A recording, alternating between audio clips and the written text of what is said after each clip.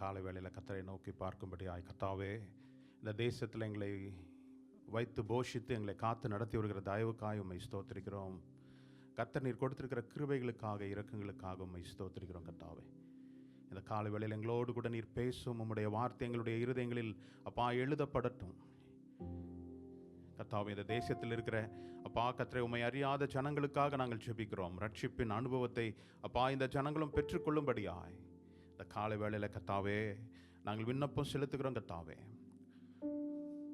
ஒரு சிலரை அல்ல, எல்லாரையும் நீர் அழைத்திருக்கிறீர். கர்த்தாவே, உம்முடைய அழைப்பை அப்பா ஏற்று பாவத்திற்கு விலகி ஓட கர்த்தர் கிருபைகளை தரும்படியாய், இந்த தேசத்தில் ஒரு எழுப்புதலை காண செய்யும்படியாய், இந்த தேசத்தில் உம்மை அறிகிற அறிவோடு கூட இப்போ ஜனங்கள் ஜீவிக்க கர்த்தர் கிருபை செய்யும்படியாய் இந்த காலை வேளையில் கர்த்தாவே நாங்கள் கூடி ஜெபிக்கின்ற இந்த வேளையில் தானே அப்பா கர்த்தரே ஜனங்கள் மனம் திரும்பத்தக்கதாய் அப்பா எங்கெங்கெல்லாம் கர்த்தரே ஜெப கூடுகை, பரிசுத்த ஆலயத்தில் கூடுகை நடக்கிறதோ எல்லா ஆலயங்களிலும் கர்த்தாவே தேவன் எழுந்தருளும்படியாய், அற்புதங்களை செய்யும்படியாய், கர்த்தரை விடுதலை செய்யும்படியாய் கூட நாங்கள் ஜெபிக்கிறோம்.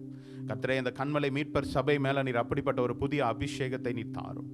எங்களோடு கூட நீர் இடைபடும், எங்களோடு கூட நீர் பேசும். கர்த்தாவே, உம்முடைய கரங்களில் தாழ்த்தி ஒப்பு கொடுக்கிறோம் இயேசு கிறிஸ்துவின் நாமத்தில்.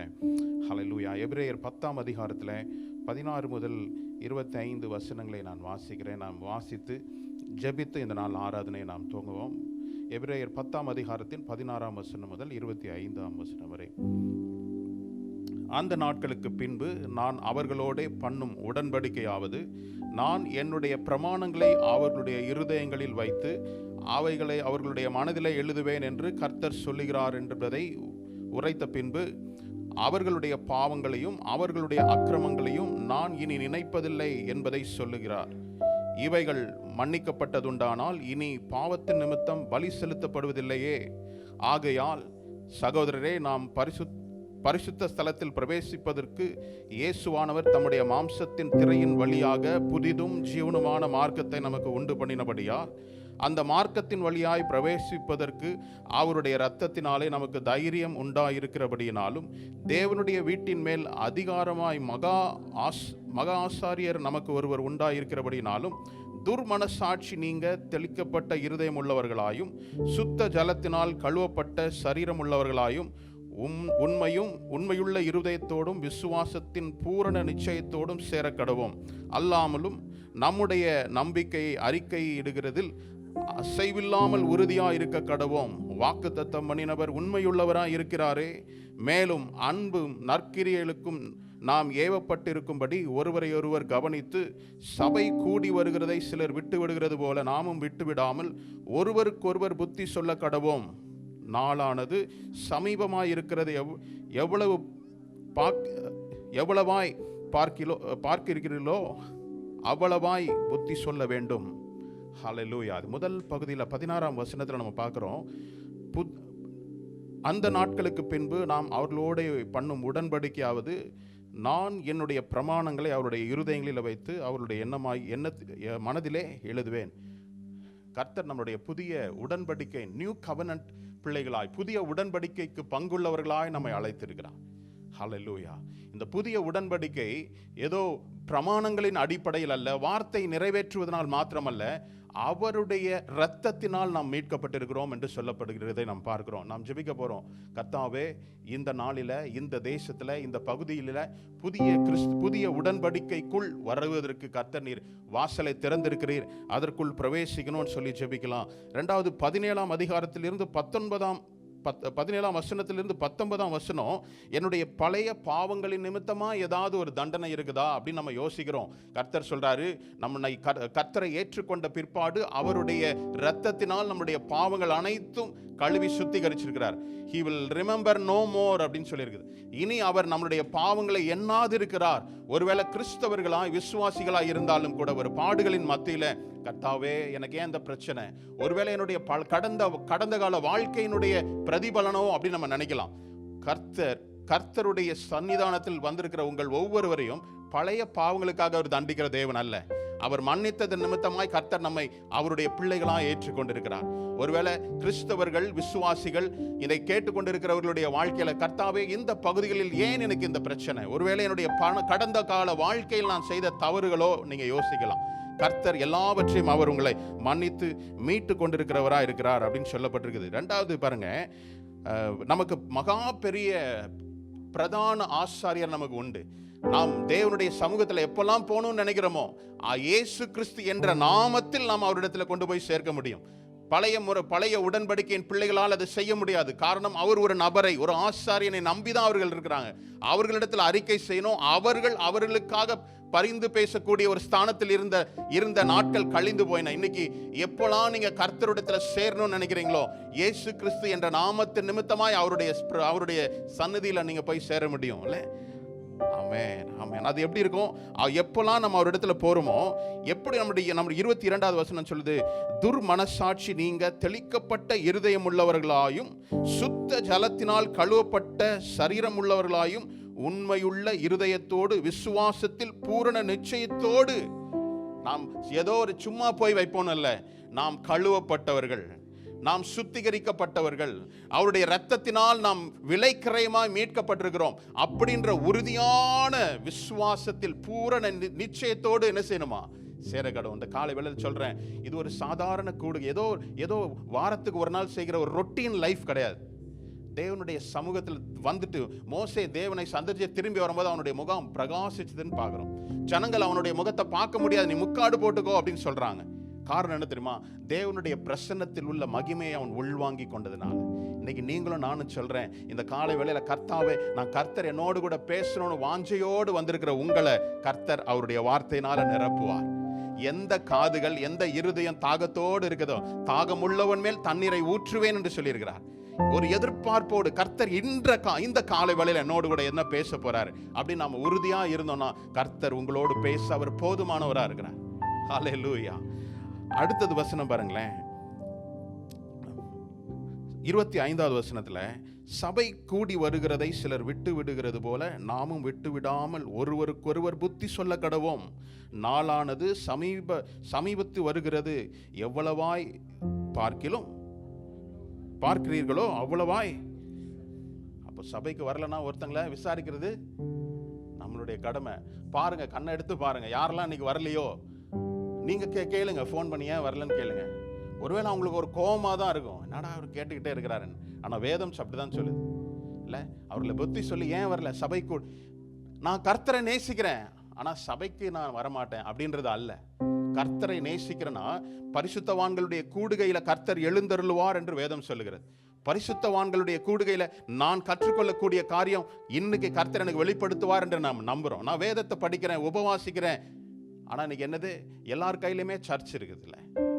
என்ன எங்க வேணுமோ நான் சர்ச் அட்டென்ட் பண்ணிட்டு தான் இருக்கிறேன். எப்படி? மொபைல்ல தான். ஹல்லேலூயா. இந்த மொபைல் கலாச்சாரம் நம் சபையில் நமக்கு மெயின் ஃபுட்டு கர்த்தரை வச்சிருக்கிறார். நீங்க போகின்ற சபைகளில் தான் உங்களுக்கு ஆயத்தமான ஒரு மெயின் டிஷ்ஷை வச்சிருக்கிறார். மற்றதெல்லாம் என்னது? சைட் டிஷ் தான். ஐஸ்கிரீமை மட்டுமே சாப்பிட்டுட்டு உயிர் வாழ்ந்துட முடியாது. நமக்கு ஆகாரம் அவசியம். கர்த்தர் அவருடைய ஆலயத்தில் ஆகாரம் உண்டாகும்படி அப்படின்னு வேதத்தில் இருக்குது. தேவனுடைய சபையில் தான் உங்களுக்கு குறித்திருக்கிற சபையில என்ன நீங்க வச்சிருக்கிறீங்களோ உங்களுக்கு ஆகாரம் அங்கதான் கிடைக்குது. வேற இடத்துல கிடைக்கலாம், ஆனா அது உங்களுடைய ஆகாரமா இருக்காது. உங்களுக்கு என்ன நரிஷ்மெண்ட் வேணும், உங்களுக்கு என்ன தேவை என்பதை சபையில் கர்த்தர் என்ன செய்திருக்கிறார், வைத்திருக்கிறார். ஒரு விஷயம் நம் கண்களை மூடி ஜெபிப்போம். இந்த காலை வேளையில கர்த்தாவே சொன்ன குறிப்புகள் எல்லாம் கர்த்தாவே அந்த வேளையிலும் சுவாமி ஒரு புதிய உடன்படிக்கையின் பிள்ளைகளாய் நீர் எங்களை வைத்திருக்கிறீர். ஹல்லேலூயா. புதிய உடன்படிக்கையின் பிள்ளைகளாய் எங்களை வைத்திருக்கிறீர் சுவாமி. அப்பா, நாங்கள் புதிய உடன்படிக்கையின் பிள்ளைகளாய் நடந்து கொள்ள உம்முடைய பிரமாணங்களை எங்களுடைய இருதயங்களில் கர்த்தாவே வைத்து இருக்கிறீர். அவைகளை எங்களை மனதில் வச்சிருக்கிறீங்க ராஜா. புதிய உடன்படிக்கை எங்களுடைய இருதயங்களிலும் எங்கள் மனதிலும் இருக்குது, நாங்கள் அறிந்திருக்கிறோம் சுவாமி. எங்களோடு கூட நீர் பேசும். எங்களுடைய பழைய பாவங்கள், நாங்கள் சந்திக்கக்கூடிய சவால்கள், பாடுகள், பிரச்சனைகள், ஒருவேளை எங்களுடைய பழைய வாழ்க்கையின் பாடுகள் எங்களுடைய பழைய வாழ்க்கையினால் உண்டானது என்பதை நாங்கள் கர்த்தாவே அதை நம்பாதபடி எங்களை எல்லாவற்றையும் மன்னித்து எங்களை சேர்த்து அணைத்துக் கொண்டீர் என்று கர்த்தாவே உம்மிடத்தில் சேர கிருபையிலைத்தார். அப்பா கர்த்தரே, புதிதும் ஜீவனமான உள்ள மார்க்கத்தை எனக்கு கொடுத்திருக்கிறீங்க. The new and the living way. உம்முடைய இரத்தத்தினால் கர்த்தரே இந்த தைரியத்தை அப்பா பிதாவினிடத்தில் சேரக்கூடிய ஸ்லாக்கியத்தை நீர் எங்களுக்கு தந்திருக்கிறீர். இந்த காலை வேளையில ராஜா எங்களுடைய பாடுகள், தேவைகள் அனைத்தையும் பிதாவினிடத்தில் தெரியப்படுத்தத்தக்கதா இயேசு கிறிஸ்துவின் நாமத்தை தரித்து கொண்டவர்களாய் அப்பா புதிய உடன்படிக்கையின் பிள்ளைகளாய் கர்த்தாவே நாங்கள் இந்த காலை வேளையில நாங்கள் வந்திருக்கிறோம் சுவாமி. எங்களோடு கூட நீர் இடைப்படும். வாய்களை திறந்து ஒரு சில வினாடிகள் அப்பா அந்த காலை வேளையில் என்னோடு பேசும். நாங்கள் வருவது ஏதோ ஒரு கடமைக்காக அல்ல. இந்த காலை வேளையில் என்னோடு கூட நீர் பேசும். நீர் பேசுகிற தேவன் கர்த்தாவே.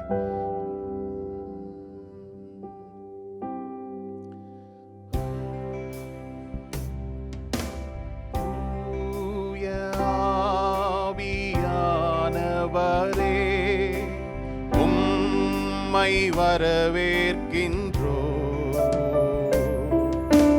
தூய ஆவியானவரே, உம்மை வரவேற்கின்றோ எங்கள் மத்தியில் ஊலாவிடும் உம்மகிமையால் நீரப்பிடும் எங்கள் மத்தியில் ஊலாவிடும் உம்மகிமையால் நீரப்பிடும் தூய ஆவியானவரே, உம்மை வரவேற்கின்றோ தூய ஆவியானவரே, உம்மை வரவேற்கின்றோ எங்கள் மத்தியில் ஊலாவிடும் உம்மகிமையால் நீரப்பிடும் எங்கள் மத்தியில் ஊலாவிடும் உம்மகிமையால் நீரப்பிடும். கர்த்தாவே, இந்த காலை வேளையில் உம்மை வரவேற்கிறோம் சுவாமி.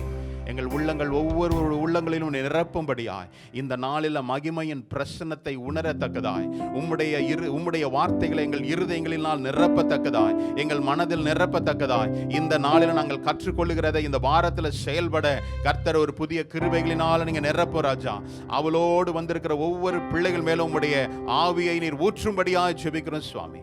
நீர் அப்படி செய்வதற்காய் ஸ்தோத்திரம் கர்த்தாவே. எதிர்பார்ப்போடு கூட வந்திருக்கிறோம் சுவாமி. கர்த்தர் என்னோடு கூட பேசணும்.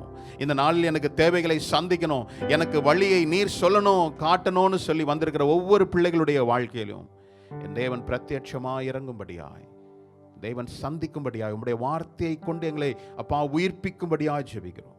நீர் அப்படி செய்ய போவதற்காய் ஸ்தோத்திரம். எங்களை தாழ்த்தி உம்முடைய கரங்களில் ஒப்பு கொடுக்குறோம்ப்பா, இயேசு கிறிஸ்துவின் நாமத்தில். ஆராதனை வேளையில கூட நம்மை அவர் பண்படுத்தி உருவாக்குகிற தேவனாய் வந்திருக்கிறார்.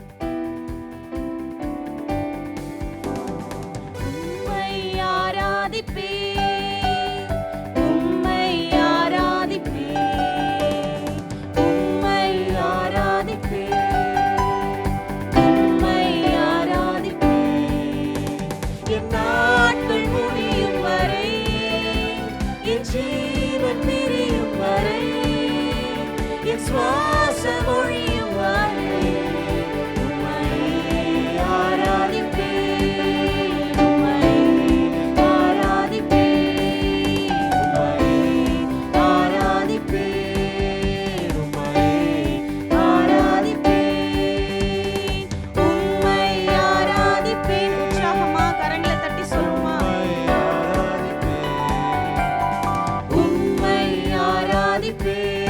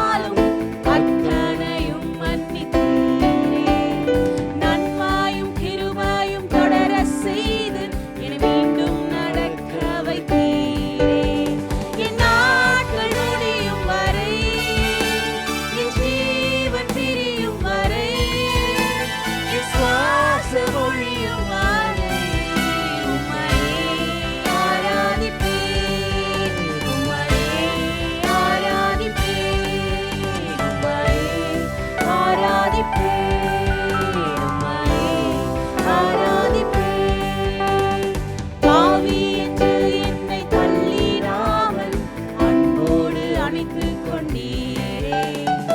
என்னையும் உம்மோடன் சேர்த்துக் கொள்ள நீர் எனக்காக மீண்டும் வருவீரே.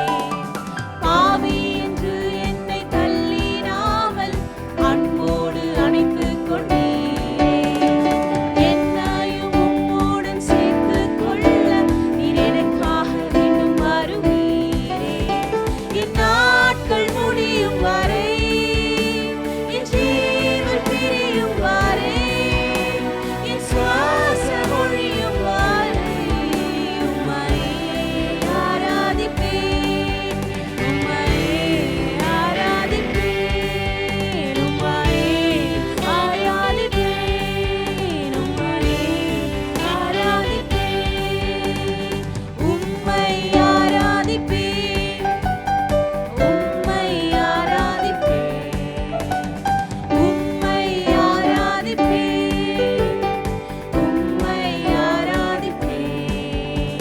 இந்நாட்கள் முடியும் வரை, என் ஜீவன் பிரியும் வரை, என் சுவாசம் ஒழியும் வரை உம்மையே ஆராதிப்பேன், உம்மையே ஆராதிப்பேன், உம்மையே ஆராதிப்பேன், உம்மையே ஆராதிப்பேன். ஆமென்.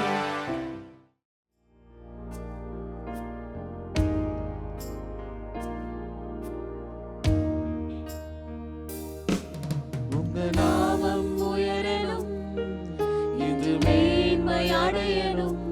பாடுவேன், பாடுவோம் அல்லேலூயா.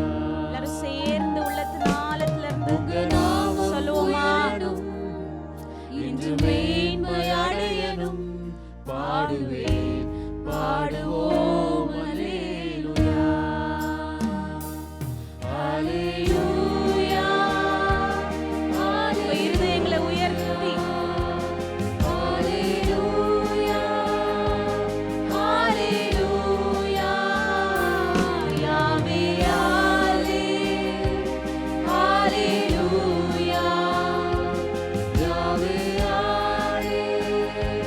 ஹalleluya. பெருங்காற்று அடங்கி போகும், எக்கடலும் வழி திறக்கும். உங்க நாமம் உயர்த்தும் போது கண்மலையும் கரைந்து போகும். பெருங்காற்றும் அடங்கி போகும், எக்கடலும் வழி திறக்கும். உங்க நாமம் உயர்த்தும் போது கண்மலையும் கரைந்து போகும். இயேசுவே, உம் நாமமே உயரணும். அல்லேலூயா. இயேசுவே, உம் நாமமே உயரணும். அல்லேலூயா. உங்க நாமம் உயரணும், என்று மேன்மை அடையணும். பாடுவேன், பாடுவோம் அல்லேலூயா. உங்க நாமம் உயரணும், என்று மேன்மை அடையணும். பாடுவேன், பாடுவோம் அல்லேலூயா. சிங்கத்தின் கேவியிலும் தீச்சூளை நடுவிலும் உங்க நாமம் உயர்த்தும் போது சேதங்கள் அணுகினார். விசுவாசத்தோட சொல்லுவோம். சிங்கத்தின் கேவியிலும் தீச்சூளை நடுவிலும் உங்க நாமம் உயர்த்தும் போது சேதங்கள் அணுகினாது. இயேசுவே, உம் நாமமே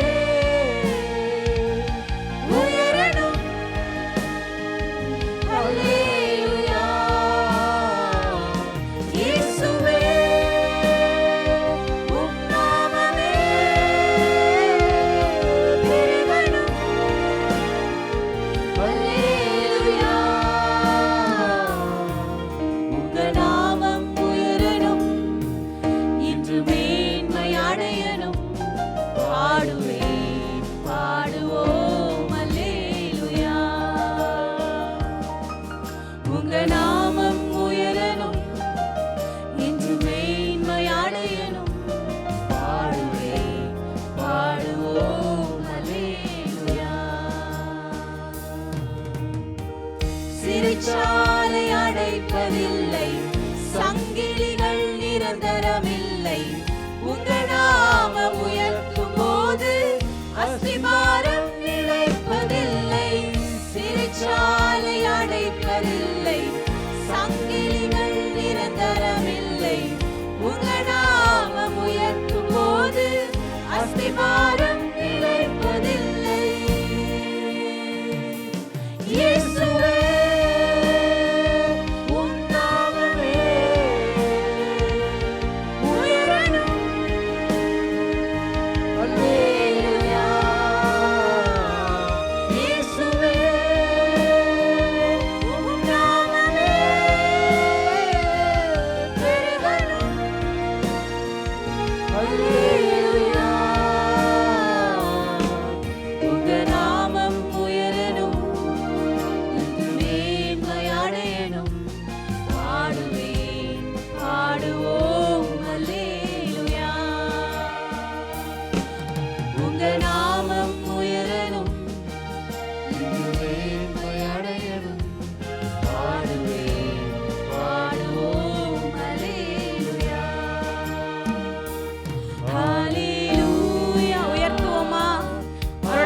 உயர்த்துவோம்.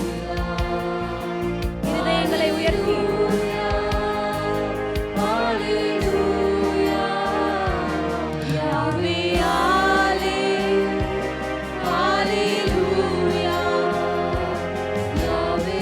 எல்லாவித அஸ்திபாரங்களும் அவருடைய சமூகத்திலே உடைந்து போகும்.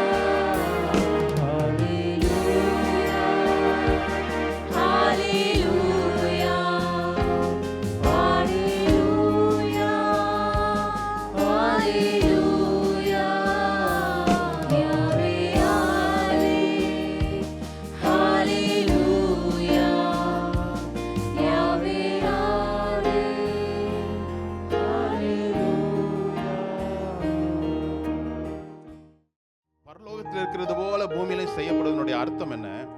உங்களுடைய வாழ்க்கையில என்னுடைய வாழ்க்கையில கர்த்தர் மகிமைப்படணும்.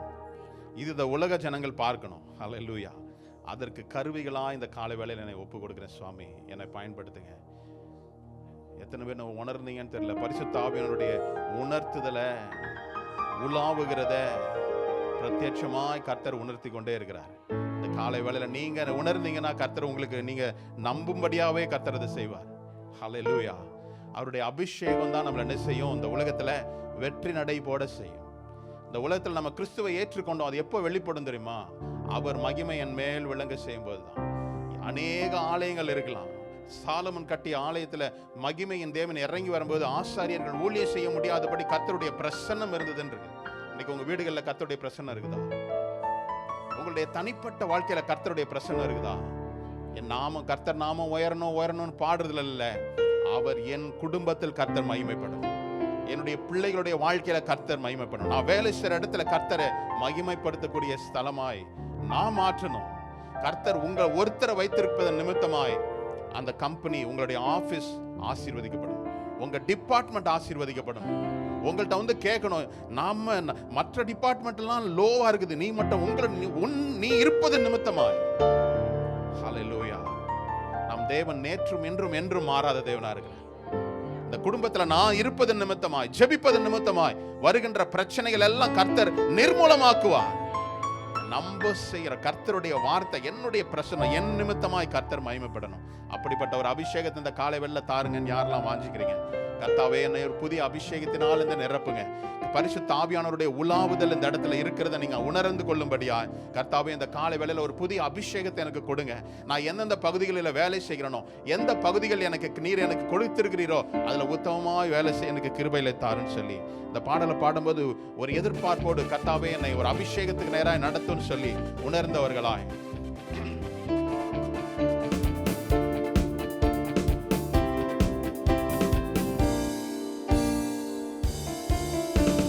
பின்மாரியின் அபிஷேகம் மாம்சமான யாவர் மேலும் அதிகமாய் பொழிந்திடுமே, ஆவியில் நிரப்பிடுமே.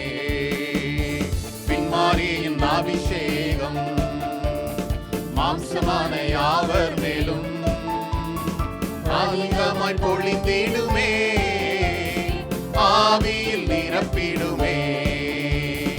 அக்கினியாய் இறங்கிடுமே, அக்னிதாவாக அமர்ந்திடுமே, பெரும் காற்றாக வீசிடுமே, ஜீவ நதியாக பாய்ந்திடுமே. அக்கினியாய் இறங்கிடுமே, அக்னிதாவாக அமர்ந்திடுமே, பெரும் காற்றாக வீசிடுமே, ஜீவ நதியாக பாய்ந்திடுமே. எலும்பு பள்ளத்தாக்கினில் ஒரு சேனையை நான் பார்க்கிறேன், அதிகாரம் தந்திடுமே, தீர்க்க தரிசனம் உரைத்திடவே. எலும்பு பள்ளத்தாக்கினில் ஒரு சேனையை நான் பார்க்கிறேன், அதிகாரம் தந்திடுமே, தீர்க்க தரிசனம் உரைத்திடவே. எல்லாரும் சொல்லுவோம். அக்கினியாய் இறங்கிடுமே, அக்னினாவாக அமர்ந்திடுமே, பெரும் காற்றாக வீசிடுமே, ஜீவ நதியாக பாய்ந்திடுமே. அக்கினியாய் இறங்கிடுமே, அக்னினாவாக அமர்ந்திடுமே, பெரும் காற்றாக வீசிடுமே, ஜீவ நதியாக பாய்ந்திடுமே. கர்மேல் செப வேளையில் ஒரு கையளவு மேகம் காண்கிறேன், ஆகாவும் நடுங்கிடவே, அக்னி மழையாக பொழிந்திடுமே.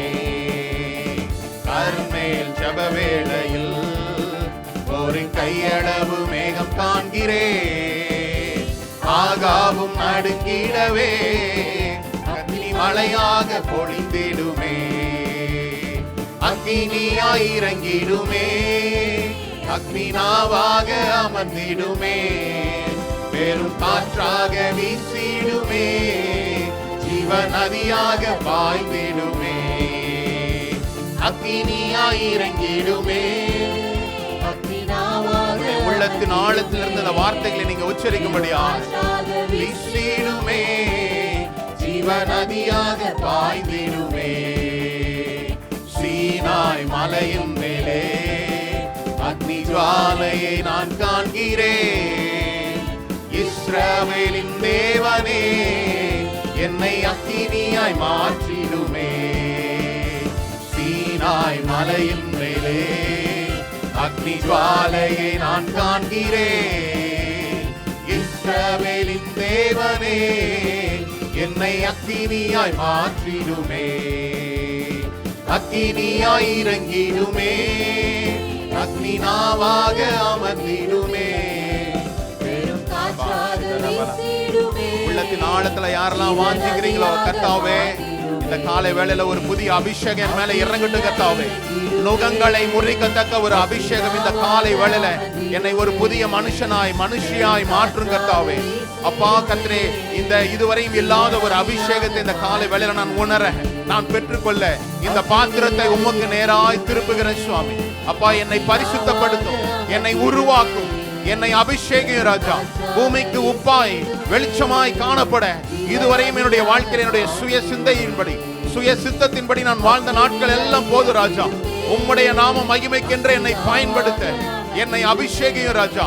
புதிய கிருபைகளினால் நிரப்பும். இனி நான் வாழ்வது உமக்காக என்பதை அப்பா உலகத்திற்கு பறைசாற்ற எனக்கு கிருபைகளை தார். ஒரு புதிய அபிஷேகம் எனக்குள்ள நிரப்பட்டு ராஜா, எனக்குள்ள நிரப்புங்க ராஜா. கர்த்தரே, எல்லாவித மாசுகளும் எல்லாவித கசடுகளும் நீங்கத்தக்கதாய் உம்முடைய பரிசுத்த ஆவியினால ஒரு அபிஷேகத்தை இந்த காலை வேளை நிரப்பும்படியா ஜெபிக்கிறோம்.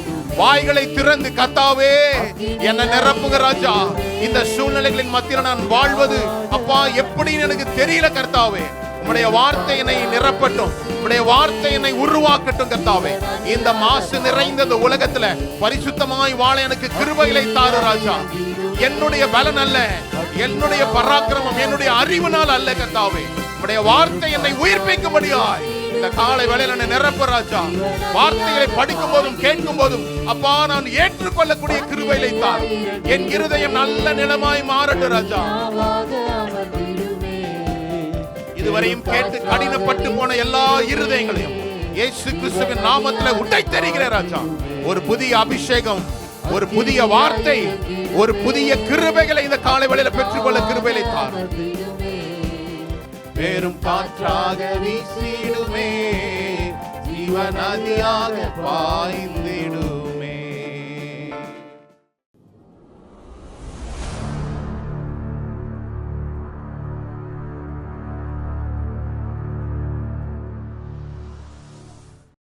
உபாகமம் 30:20 நான் வாசிக்கிறேன். கர்த்தர் உங்கள் பிதாக்களாகிய அபிரகாமுக்கும் ஈசாக்குக்கும் யாக்கோபுக்கும் கொடுப்பேன் என்று அவர்களுக்கு ஆணையிட்டு கொடு தேசத்திலே குடியிருக்கும்படி உன் தேவனாய கர்த்தரிடத்தில் அன்பு கூர்ந்து அவருடைய சத்தத்திற்கு செவி கொடுத்து அவரை பற்றி கொள்வாயாக. அவரே உனக்கு ஜீவனும் தீர்க்காயுசுமானவர். கண்களை மூடி நாம் ஜெபிப்போம். நேசிக்கிற நல்ல ஆண்டவரே, இந்த அருமையான காலை வேலைக்காய் நன்றி செலுத்துகிறோம். இந்த பிப்ரவரி மாதத்தினுடைய கடைசி ஞாயிற்றுக்கிழமைக்காய் நன்றி. உம்மை ஆராதிக்கும்படி தேவன் மட்டுமாய் எங்களை வழிநடத்தி வந்திருக்க கிருபைகளுக்காய் நன்றி செலுத்தி உம்மை ஸ்தோத்திரிக்கிறோம். இப்பொழுதும் கூட கர்த்தாவே நீர் பேசும் ஆண்டவரே, நாங்கள் கேட்கிறோம். நீர் பேசும் ஆண்டவரே, என்னை மறைத்து நீர் வலுப்படும் என்று நாங்கள் ஜெபிக்கிறோம் ஐயா. யோவான் சொன்ன பிரகாரமாய் கர்த்தாவே, you must increase, I must decrease O Lord. எங்களை மறைத்து நீ வெளிப்படும். வந்திருக்கிற ஒவ்வொருவரோடு கூட இடைப்படுங்க சுவாமி. இந்த நாளில் உம்முடைய வார்த்தைகளை, உம்முடைய பிரசன்னத்தை கேட்க எங்களுக்கு உதவி செய்யுங்க. இயேசுவின் நாமத்தில் பிதாவே, ஆமென். காலை வேளையிலிருந்து தேவன் நம்மோடு கூட பேசிக் கொண்டிருக்கிறார்.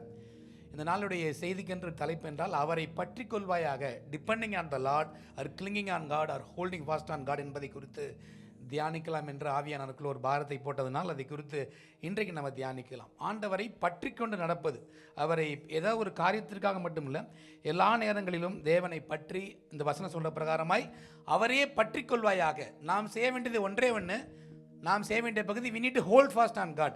கர்த்தரை பற்றி கொள்வது நம்மளுடைய காரியம், காரியத்தை முடிப்பது தேவனுடைய வேலையாக இருக்கிறது.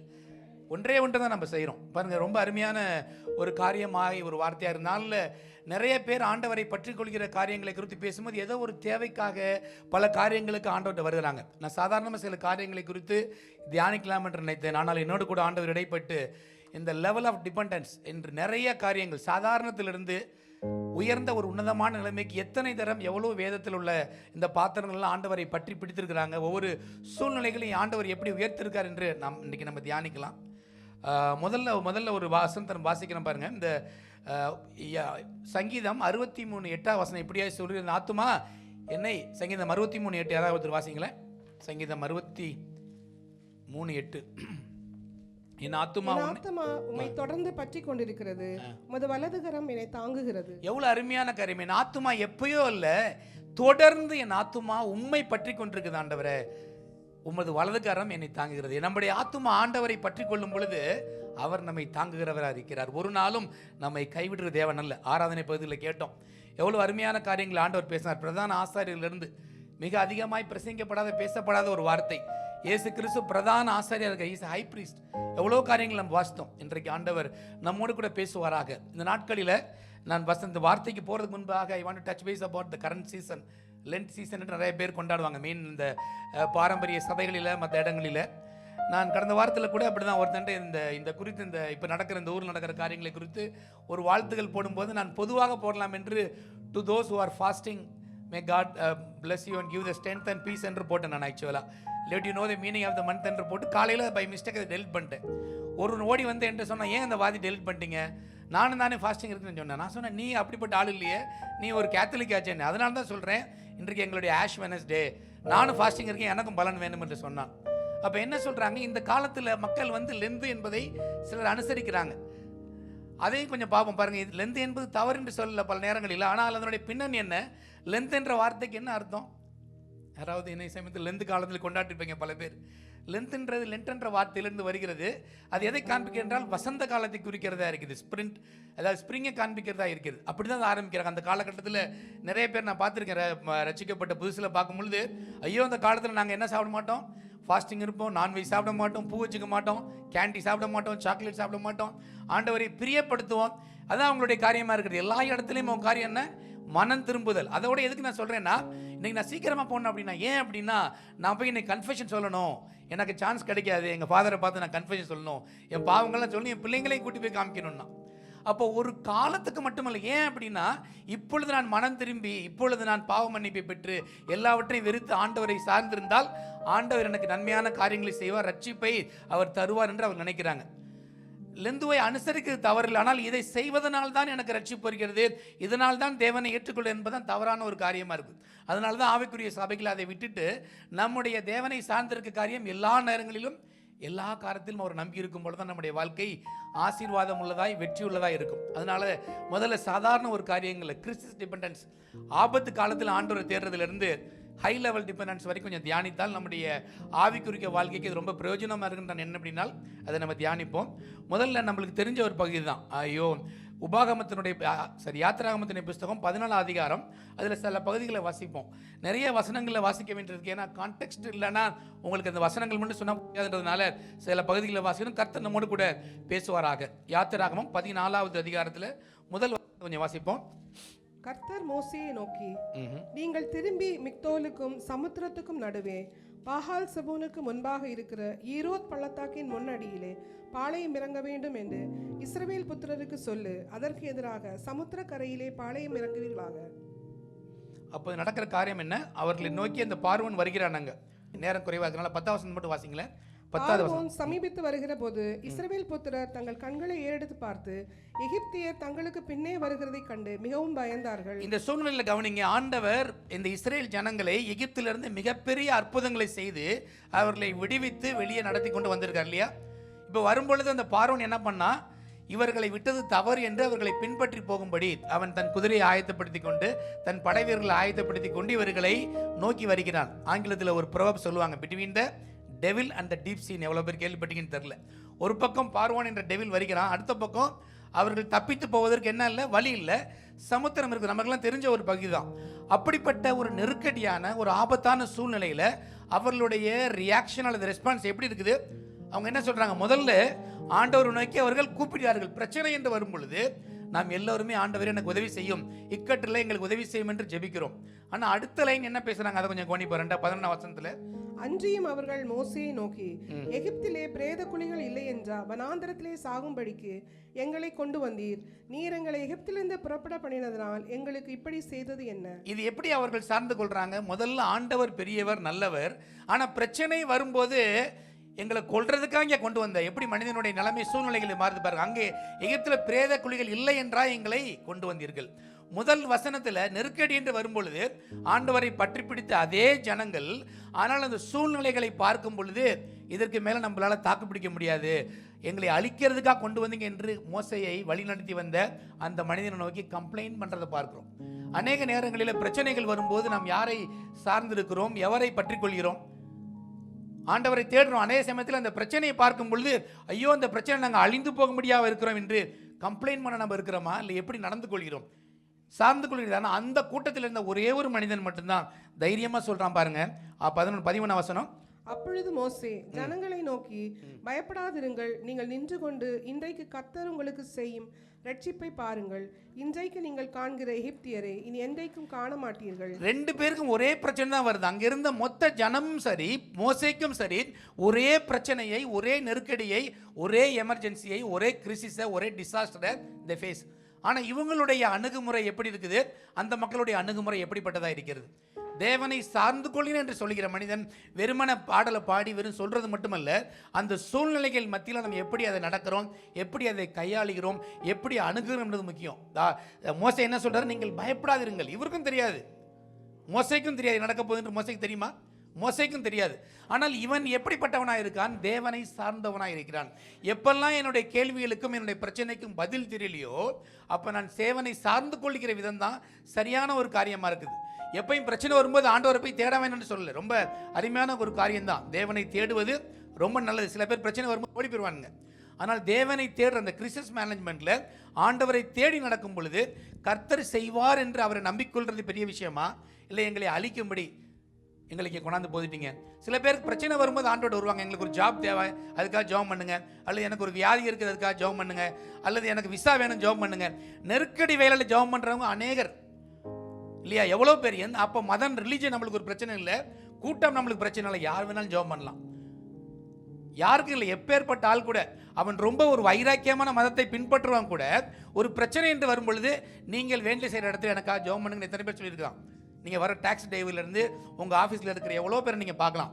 he may be a staunch believer in his religion, but அவனுக்கு நெருக்கன்றி வரும்போது அவன் ரிலீஜனை பார்க்க மாட்டான், எனக்கு உதவி எங்கிருந்து வருகின்றது பார்த்து அவரிடத்துல ஜெபம் பண்ணி சொல்லிக்கக்கூடிய ஒரு காரியங்கள் இருக்கிறது. ஆனால் அது முடிந்த பிறகு அவங்க எப்படிப்பட்டவங்களா இருக்கிறாங்க? காரியம் முடிஞ்சிருச்சு, பின்னாடி போயிடுறேன், அவ்வளோதான், ஆண்டவரை மறக்கிற ஒரு ஜனங்களாக இருக்காங்க. நியாயாதிபதிகளுடைய புஸ்தகம் ஜட்ஜஸ் சாப்டர் 2ல இருங்களேன், 2 நியாயாதிபதிகளுடைய புஸ்தகத்தில் 2 அதிகாரத்தில் அப்படி தான் ஜனங்கள் இருக்கிறாங்க. ஆண்டவர் அவர்களுக்கு வெற்றி கொடுக்கும் வரைக்கும் ஆண்டவர் அவர்களை பின்பற்றுறாங்க. பிரச்சனைகள் வரும்போது, பிரச்சனைகள் முடிஞ்சதுக்கப்புறம் தேவனை மறந்து விடுறாங்க. 2 அதிகாரத்தில் நிறைய அந்த அதிகாரம் முழுதும் அப்படி தான் இருக்குது. ஆனாலும் அவர்கள் எப்படிப்பட்டவர்களாக இருக்காங்க? ஒரு 11 வசனம் நினைக்கிறேன், ஒரு நிமிஷம். 17 வாசிங்களேன், 17 18 வாசிங்க. அவர்கள் தங்கள் நியாயாதிபதிகளின் சொல்லை கேளாமல் அந்நிய தேவர்களை பின்பற்றி சோரம் போய் அவைகளை பணிந்து கொண்டார்கள். தங்கள் பிதாக்கள் கர்த்தரின் கற்பனைகளுக்கு கீழ்ப்படிந்து நடந்த வழியே அவர்கள் சீக்கிரமாய் விட்டு விலகி அவர்கள் செய்தபடி செய்யாமற் போனார்கள். கர்த்தர் அவர்களுக்கு நியாயாதிபதிகளை எழும்ப பண்ணுகிற போது கர்த்தர் நியாயாதிபதியோடே கூட இருந்து அந்த நியாயாதிபதியின் நாட்களில் எல்லாம் அவர்கள் சத்துருக்களின் கைக்கு அவர்களை நீங்களாக்கி ரட்சித்து வருவார். அவர்கள் தங்களை இறுக பிடித்து ஒடுக்குகிறவர்கள் நிமித்தம் தவிக்கிறதுனாலே கர்த்தர் மனஸ்தாபப்படுவார். தேவன் எப்பயும் மனஸ்தாபப்படுகிற தேவனா இருக்கு. ஆனால் ஜனங்களுக்கு என்ன காரியம் ஆகிற வரைக்கும் ஆண்டவரை போய் பிடிக்க வேண்டியது, முடிஞ்சதுக்கு அப்புறம் அவரை தள்ள வேண்டியது.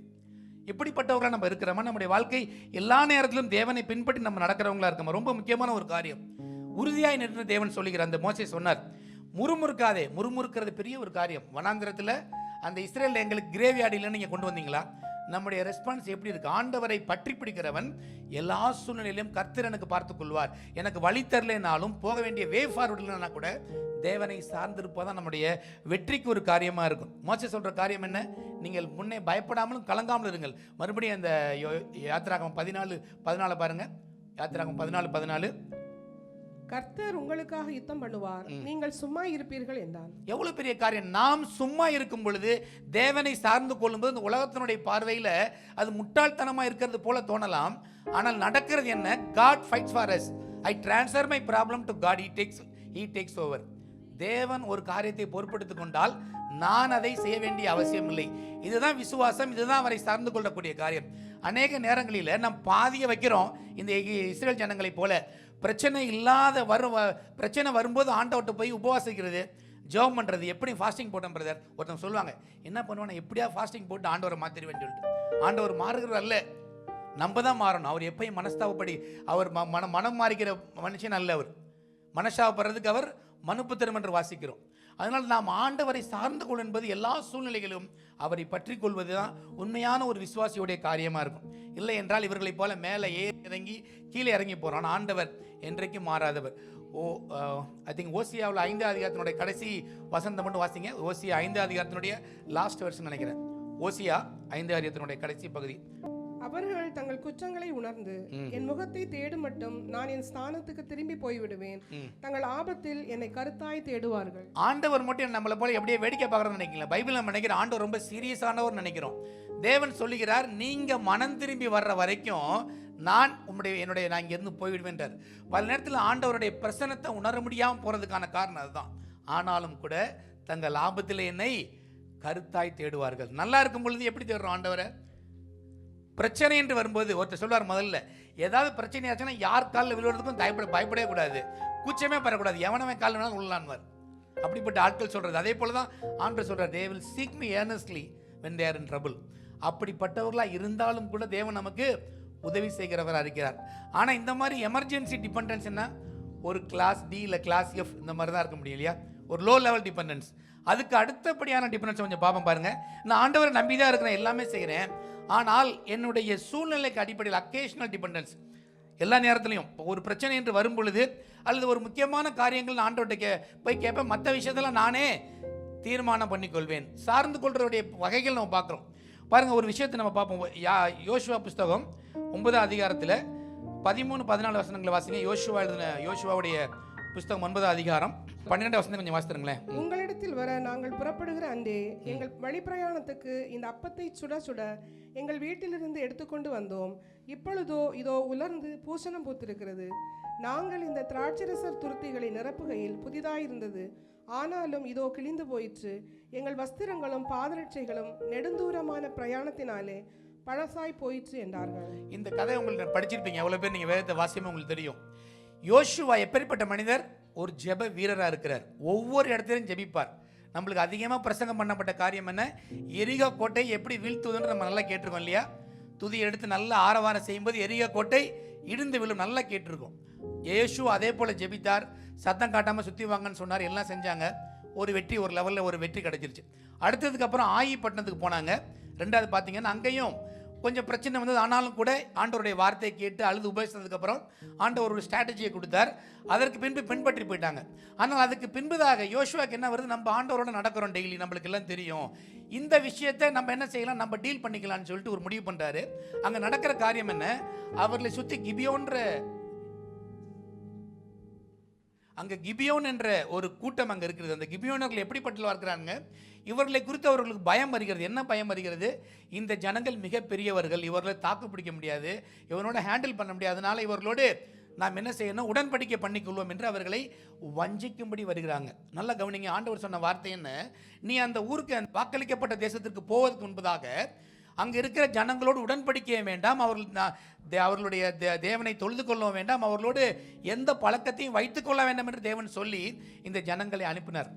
அப்போ இவர்களை ஏமாற்றுவதற்கு என்ன வழி? சத்துரு பல நேரங்களில் தூரமாக இருக்கிற ஆளை போல என்ன பண்ணுறான்? ஒரு சீனை கிரியேட் பண்ணி, இதோ பாருங்கள், நாங்கள் ரொம்ப தூரத்துலேருந்து வருகிறோம், உங்கள் பேச்சை கேள்விப்பட்டோம், நாங்கள் வீட்டிலேருந்து கிளம்பும்போது எங்களுடைய அப்பம் ரொம்ப ஃப்ரெஷ்ஷாக ஓவன்லேருந்து வந்தது, எங்களுடைய திராட்சை இப்படியாக இருந்தது, நாங்கள் ரொம்ப தூரம் பிரயாணம் பண்ணி வந்ததுக்கப்புறம் இதெல்லாம் என்னாச்சு? மோல்டு ஃபார்ம் ஆயிடுச்சு, எல்லாம் கெட்டு போயிடுச்சு என்று சொல்கிறாங்க. இந்த சீனை பார்க்கும் பொழுது அங்கே இருக்கவங்க, ஓகே இவங்க சொல்கிறது உண்மைதான் என்று அவர்கள் நினைக்கும்படி ஒரு சீனை அங்கு அந்த மக்கள் கிரியேட் பண்ணுறாங்க. இப்போ யோசுவா என்ற தலைவர் என்ன தீர்மானம் பண்ணியிருக்கணும்? அந்த இடத்துல என்ன தீர்மானம் பண்ணியிருக்கணும்? ஆண்டவரே இது எப்படிப்பட்டவர்கள்? அடுத்த வசனத்தை வாசிங்களேன், 14ஆம் வசனத்தை வாசிங்க.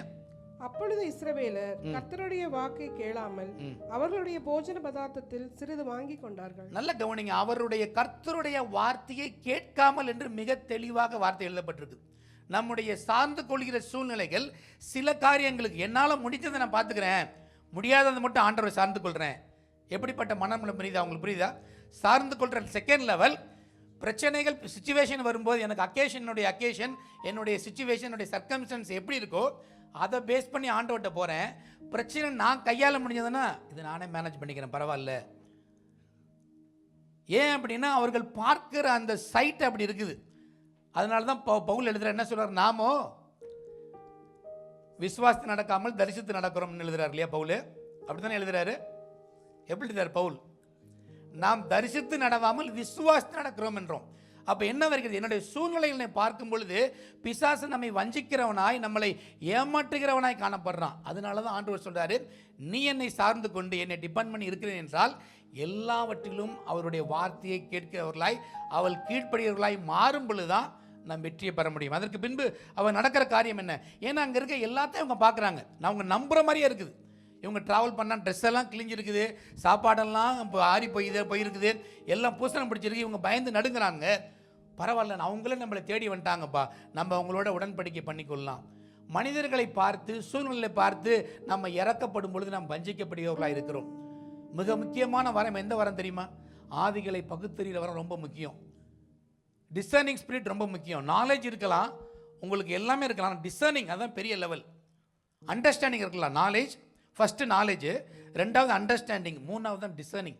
நம்முடைய லெவலில் எனக்கு என்னன்ற அறிவு எனக்குள்ளே இருக்குது, அடுத்தது நான் புரிந்து கொள்கிறேன், ஆனால் எல்லாவற்றுக்கும் மேலே நான் பகுத்தறிகிறேனா? அந்த டிசர்ன்மெண்ட் யார்கிட்ட வருகிறது? தேவன்ட்டு தான் அது வருகிறதா இருக்கிறது. கோக்குமா என்று அது எபிரேய பாஷையில் சொல்லுவாங்க. நம்ம ஊரில் சொல்லுவாங்கள்ல, கோக்குமாக்கான ஆள் அப்படின்னு சில பேரை கேள்விப்பட்டிருக்கலாம். கோக்குமான்ற வார்த்தை எபிரேய பாஷையில் அது இருக்குது. அந்த அந்த அண்டர்ஸ்டாண்டிங், டிசர்னிங் ஸ்பிரிட் அது தேவை என்றால் ஆண்டவரை தான் சார்ந்து கொள்ள வேண்டியதாக இருக்குது. இல்லை என்றால் நம்மை சுற்றி நடக்கிற சூழ்நிலை பார்த்து நாம் எடுக்கிற ஒரு தீர்மானத்தை எடுப்போம், அந்த தீர்மானத்தினுடைய விளைவை நாம் செய்ய வேண்டியதாக இருக்குது. இவர்கள் பண்ண பிரச்சனை என்ன? கடைசியில் பார்த்தீங்கன்னா ஜனங்களுக்கெல்லாம் தெரிஞ்சு 15 வசனத்தை வாசிங்க. 15 வசனத்தையும் அடுத்த அதே அதிகாரத்தில் யோசுவா அவர்களோட சமாதானம் பண்ணி அவர்களை உயிரோடே காப்பாற்றும் உடன்படிக்கை அவர்களோடே பண்ணினான். அதற்காக சபையின் பிரபுக்கள் அவர்களை ஆணையிட்டு கொடுத்தார்கள். 16 வரைக்கும் வாசிங்க. அவர்களோட உடன்படிக்கை பண்ணி 3 நாள் சென்ற பின்பு அவர்கள் தங்கள் அயலார் என்றும் தங்கள் நடுவே குடியிருக்கிறார்கள் என்றும் கேள்விப்பட்டார்கள். ஆமென். ஆராதனை வருஷத்தில் ஒரு வார்த்தையை நம்ம கேட்டோம். God knows the end from beginning இல்லையா? அவர் அந்தத்தை ஆதியிலே அறிந்த ஒரு தேவனாக இருக்கிறார். இவங்களுக்கு எல்லா டிசிஷன் எடுத்ததுக்கு அப்புறம் தான் தெரியுது, ஓ இவங்க நம்ம பக்கத்தில் இருக்கவங்க எத்தனை நாள் கழிச்சு அவங்களுக்கு தெரியுது? 3 நாள் கழிச்சு தெரியுது. நம்ம அவசரத்தில் எடுக்கிற டிசிஷன் எவ்வளோ பெரிய விளைவுகளை ஏற்படுத்த முடியுது. இவர்களை கொல்லவும் முடியாது, ஏன்னா உடன்படிக்கை என்று தேவன்கிட்ட பண்ணி முடிச்சிட்டாங்க. கடைசியில் வேறு வழி இல்லாமல் அவர்களை இந்த அதிகாரத்தை நீங்கள் வாசித்து பாருங்கள். அவர்களை என்ன ஆக்குனாங்க? தண்ணீர் வெட்டுறவங்களாங்களும் தண்ணீர் தூக்குறவங்க மரம் வெட்டுறவங்களா அவங்களை வைக்கும்படி ஒரு சூழ்நிலை செய்தார்.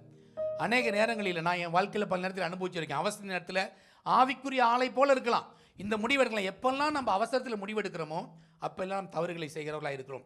நம்மை வழி நடத்துகிறவங்க ஆவிக்குரிய ஆளாக கூட இருக்கலாம், நல்ல பக்தி வேஷம் தரித்த மனுஷனாக கூட இருக்கலாம். ஒளியின் வேஷத்தை தரித்தவனை போல பிசாசு இருக்கிறான். அதனால் தேவனை சார்ந்து கொண்டால் மட்டும்தான் நமக்கு நாம் ஃபேஸ் பண்ணுற காரியம் என்ன, இவன் எப்படிப்பட்ட ஆவி என்றை நாம் உணர்ந்து கொள்ள முடியும். அதுக்கு தான் ஆண்டவர் சொல்கிறாரு, எல்லா நேரத்திலும் என்னை நீ சூழ்ந்து கொண்டிரு.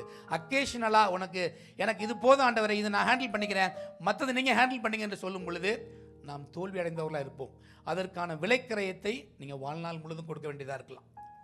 ஐ have encountered this kind of problem. எவ்வளோ பேர் இதை ஏற்றுக்கொள்றீங்க? ஆண்டோடைய வார்த்தை தான். யோசுவா என்ற மிகப்பெரிய மனிதன் யார்? சாதாரண ஒரு ஆள் இல்லை.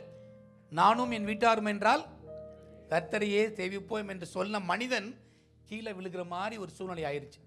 அநேக நேரங்களில் விழுந்தோம். இன்னைக்கு பாடல் நம்ம கேட்டோம், எவ்வளோதான் நம்ம கீழே விழுந்தோம், ஆனாலும் கூட ஆண்டவர் நம்மை தூக்கி நிறுத்துகிறவர் இருக்கிறார்.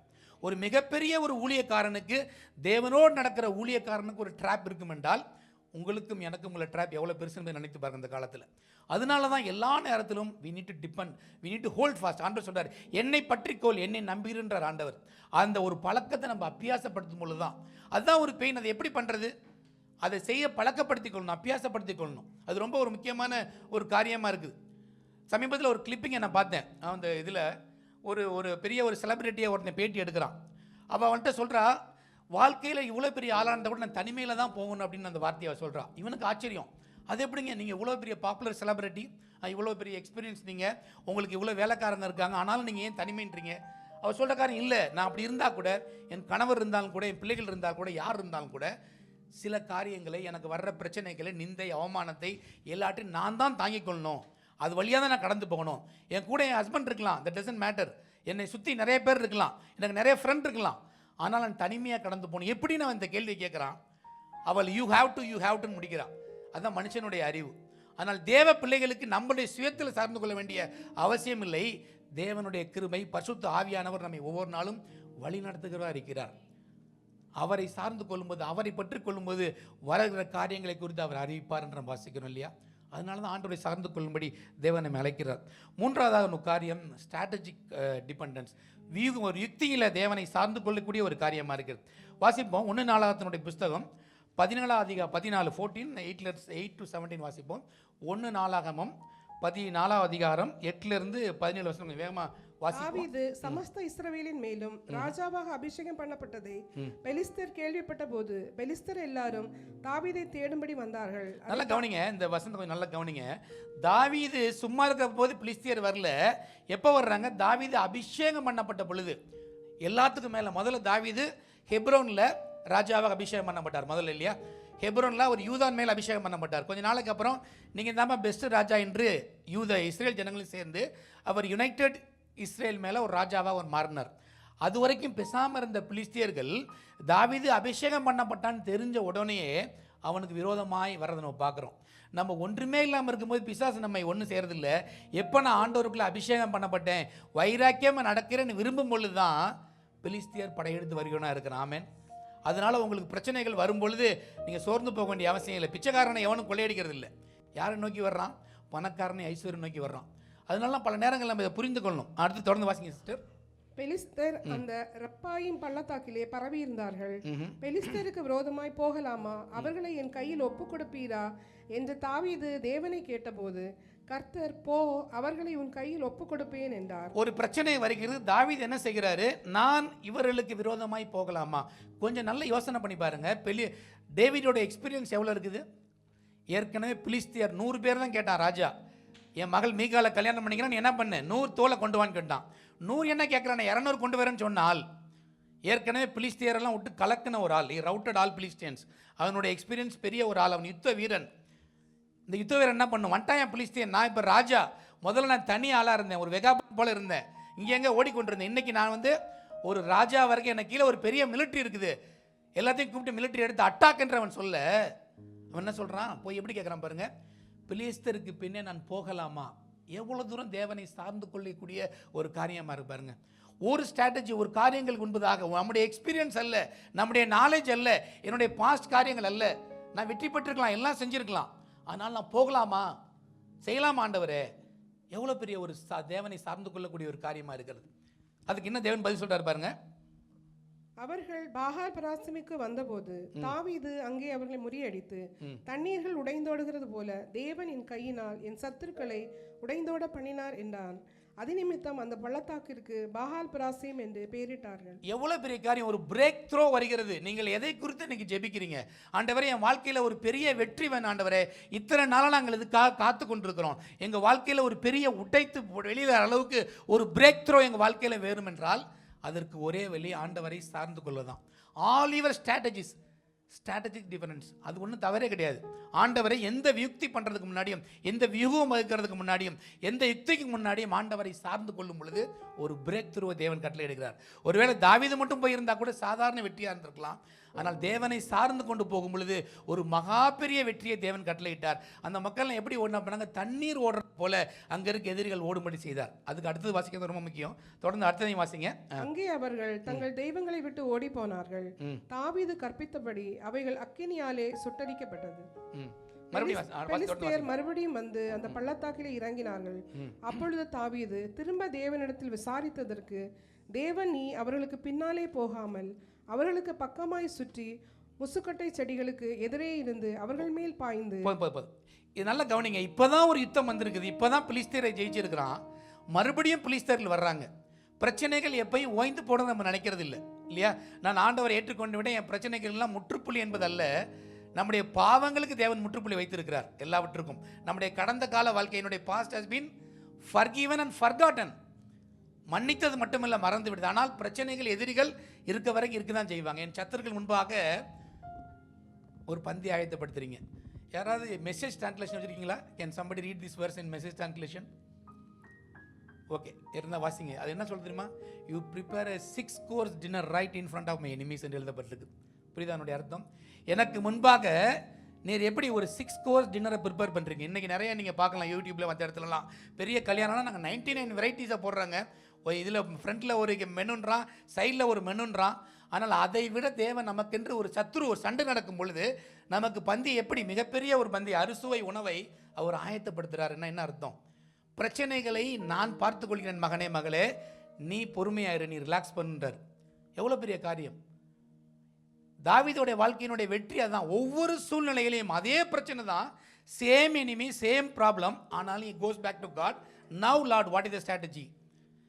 நான் நினச்சி பார்க்குறேன், எவ்வளோ தூரம் ஐ ஃபெயில்டு. நம்மளுக்கு தெரிஞ்சிருக்க, ஏற்கனவே பார்த்துருக்கோமே, இப்போ தானே ஹேண்டில் பண்ணோம், இப்போ தானே செஞ்சுருக்கோம், இதே மாதிரி செஞ்சுருவோம். நம்மளோட எக்ஸ்பீரியன்ஸ் இப்படி தான் இருக்குது. நம்ம இப்படி தான் புத்திசாலி, இதை இப்படி ஹேண்டில் பண்ணால் முடிஞ்சிடும். அது அந்த மாதிரி செய்யுங்க, இது இந்த மாதிரி செய்யுங்க. இல்லை இவரை பிடிங்க, இவர் சப்ஜெக்ட் மேட்டர் எக்ஸ்பர்ட்டுங்க, இவரை கொண்டு வாங்க, இவர் பெரிய ஆளுங்க. எவ்வளோ விட்ட சொன்னீங்கன்னா காரியத்தை முடிச்சிடுவார். கோ கெட்டர்ன்றான். காரியத்தை வெட்டிட்டு வானா கட்டிட்டு வந்துடுவார், முடிஞ்சு போச்சு அப்படின்னு.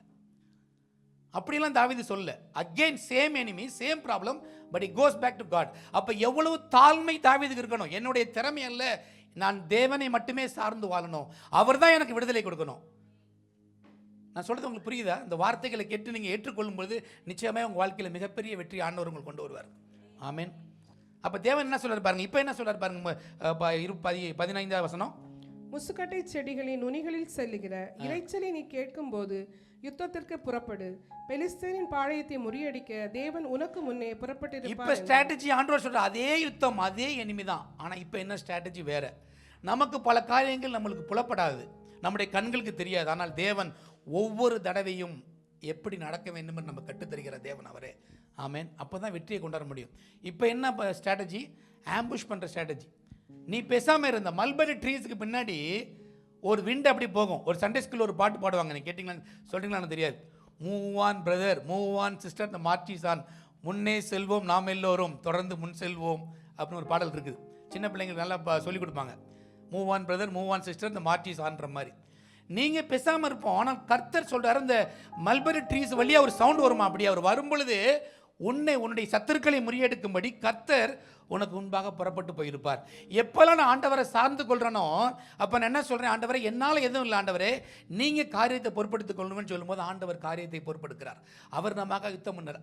நம்மை எதிரிகளை முறியெடுக்கும்படி நமக்கு முன்பாக அவர் புறப்பட்டு போயிருப்பார் என்று வசனம் சொல்லுகிறது. எவ்வளோ பெரிய தேவன் அவர். அதனால தான் அதுக்கப்புறம் வாசிங்க, தொடர்ந்து வாசிங்களேன். தேவன் தனக்கு கற்பித்தபடியே தாவீது செய்த போது பெலிஸ்தரின் இராணுவத்தை கிபியோன் துவங்கி காசேர் மட்டும் முறியடித்தார்கள். இதை செய்ததுனால அதோட பிலிஸ்தீனுக்கு ஒரு முற்றுப்புள்ளி வைத்தார். End of story. பிலிஸ்தீன் அதுக்கு மேலே வரவே இல்லை. ஒருவேளை தாவீது மட்டும் செயல்பட்டு கொண்டு வந்தால் இன்னொரு வாட்டி பிலிஸ்தீன் இருந்திருப்பான், அதுக்கப்புறம் பிலிஸ்தீன் இருந்திருப்பான். அந்த பிரச்சனையோடு போராடி கொண்டிருப்போம்.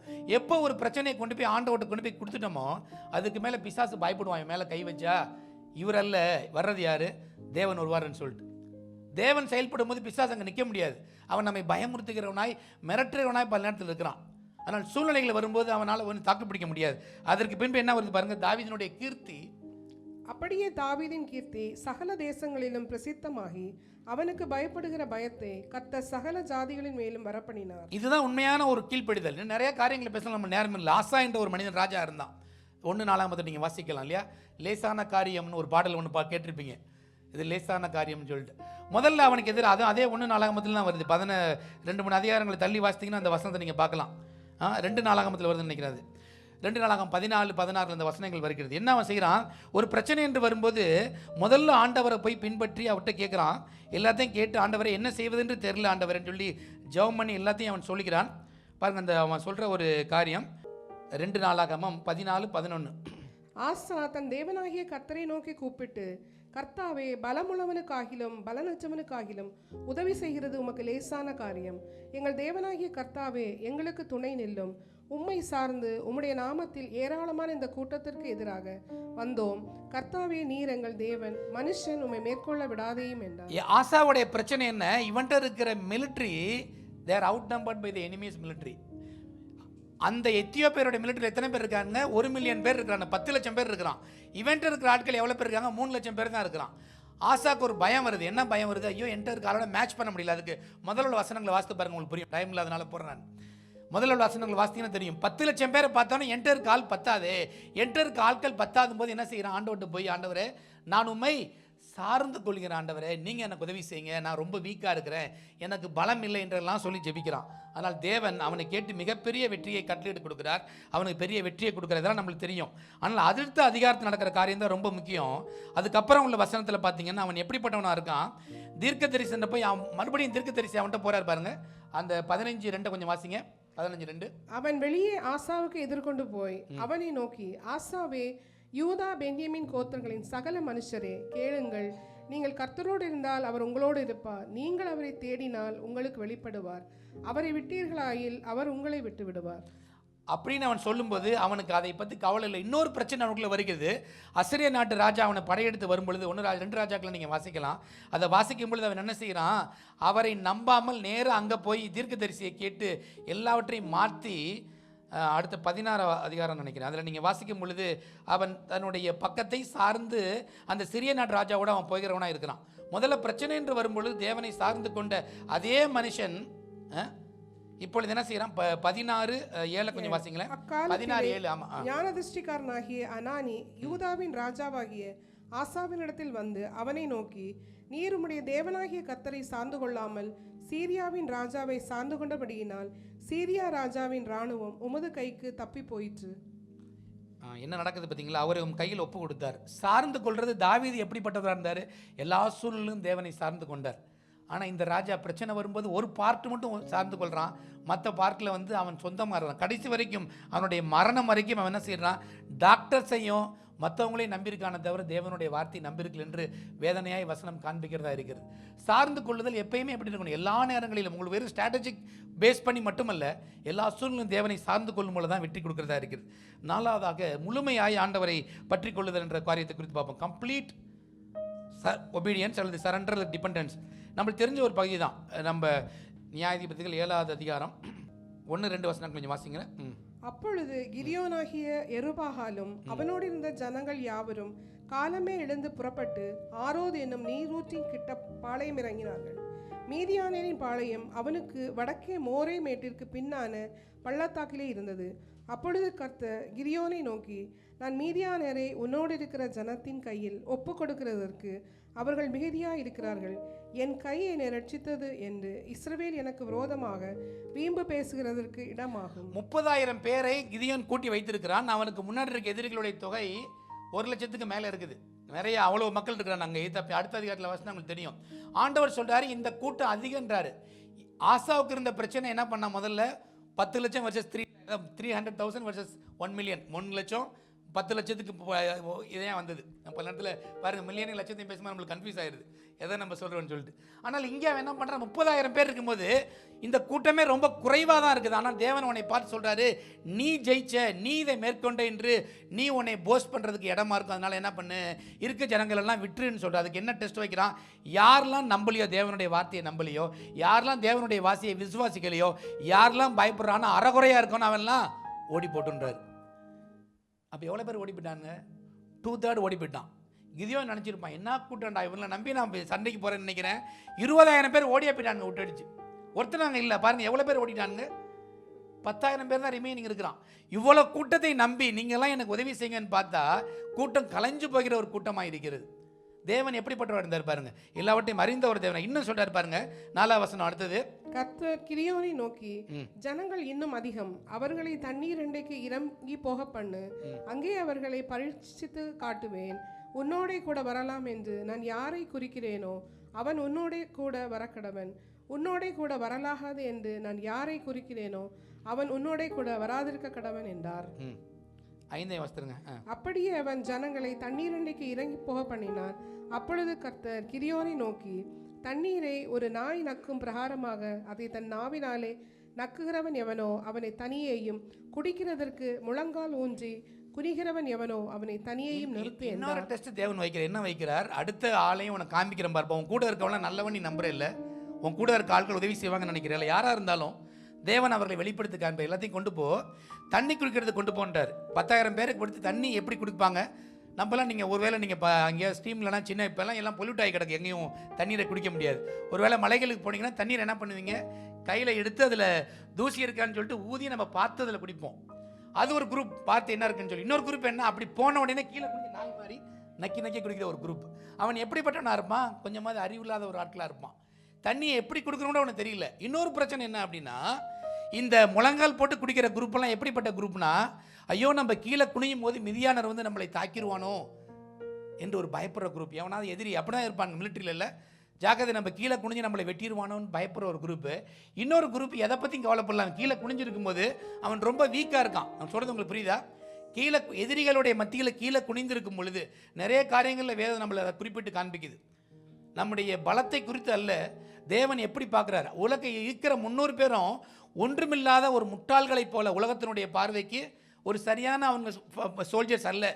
தே ஆர் டிஸ்குவாலிஃபைடு உலகத்தினுடைய பார்வையில். இவன் வந்து குவாலிஃபைடு ஆர் மிலிட்ரி பர்சனல் கிடையாது. ஆனால் அப்படிப்பட்டவர்களை தேவன் தெரிந்து அந்த பட்டி ஆளை கூப்பிட்டு 300 பேரை வைக்கிறார். இந்த ரேஷியோ அப்படியே கொஞ்சமாக குறைஞ்சி இப்போ என்ன ஆயிடுது? ஒரு ஆள் 416 பேர் எதிர்க்கணும். கிதியோன்ட்டு இருக்க ஒரு ஆள் 416 பேர் எதிர்க்கணும். எதிரிக்கு எவ்வளோ பெரிய காரியமாக இருக்குது. It is practically impossible. இந்த மாதிரி ஒரு யுத்தத்தை யாரும் மேற்கொள்ளவே முடியாது, நம்மளால் மேட்ச் பண்ணவே முடியாது. ரெண்டுக்கும் சம்பந்தம் இல்லாத ஒரு சூழ்நிலை.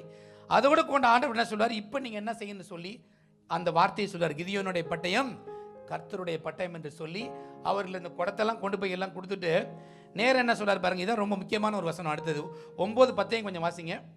அன்று ராத்திரி கர்த்தர் அவனை நோக்கி, நீ எழுந்து அந்த சேனையின் இடத்திற்கு போ, அதை உன் கையில் ஒப்பு கொடுத்தேன். போக பயப்பட்டாய், ஆனால் முதல் நீயும் உன் வேலைக்காரனாகிய பூராவும் சேனையிடத்திற்கு போய். கொஞ்சம் பாருங்க, நல்ல கவனிங்க, கொஞ்சம் கவனிங்க. இந்த கிதியோன் வந்து எந்த லிஸ்ட்ல இருக்கான்? இப்ப முதல்ல ஓடிப்பான் நம்ம 20,000 பேர், அந்த லிஸ்ட்டில் தான் கிதியோன் இருக்கிறான். புரியுதா உங்களுக்கு? முதல்ல இவனும் பயப்படுற ஆள் தான். ஆண்டவர் உன்னை பார்த்து சொல்றாரு, நீ பயப்பட்டையானால்ன்றாரு. அப்போ கிதியோன் லீடராக இருந்தால் கூட எந்த லிஸ்ட்டில் இருக்காரு? முதல்ல ரிஜெக்ட் பண்ணி ஓடினாம்பாங்க 20,000 பேர், அந்த லிஸ்ட்டில் தான் கிதியோன் இருக்கிறான். ஆனாலும் ஒரு வெளியே தாக்கி பிடிச்சி ஒரு பெரிய ஒரு வைராக்கியம் இருக்கிற மாதிரி, ஆவிக்குரிய மனுஷன் மாதிரி இட்டு கட்டிட்டு அடுத்த 9,700 பேர் போனால் கூட இவர் போகாமல் நிற்கிறார். இப்போ ஆண்டவர் அவனுக்கு வெளிப்படுத்துகிறார், நீ ரொம்ப நல்லவன் தைரியசாலி நினைக்கிறதில்ல, உனக்கும் பயம் இருக்குதுன்றார். இதுதான் தேவன் நம்மை பார்க்கிற ஒரு தேவனாக இருக்கிறார். ஆமென். நம்முடைய சூழ்நிலை என்ன, நான் மண் என்று அறிந்த தேவனாக இருக்கிறார். உலகத்தினுடைய பார்வைக்கு ரொம்ப பந்தாவாக இருக்கலாம், ஆனால் உள்ளார நம்ம எப்படி இருக்கிறோம், எப்படிப்பட்டா இருப்பதை தேவன் ஒருவரே அறிந்தவர். இப்போ சொல்கிற ஆண்டவர் எல்லாம் போனதுக்கப்புறம் உனக்கு போக பயமாக இருந்தால் கிதியோனுக்கு அவனுக்கு எவ்வளோ ஒரு ஃபீலிங்காக இருக்கும், எவ்வளோ அஷேம்டாக அவனுக்கு இருக்கும். என்ன ஆண்டவரே, என்னையே அந்த லிஸ்ட்லேயே சேர்த்துறீங்க. உண்மை அதுதான், உனக்கு பயமாக இருக்குது. ஆனாலும் கூட அவன் பயந்தாலும் கூட அப்படிப்பட்ட கிதியோனையும் தேவன் பயன்படுத்துகிறார். He was there in the first rejection list. தெரியுதா? இவனும் முதல் ரிஜெக்ஷன் லிஸ்ட்டில் இருந்த ஆள் தான்.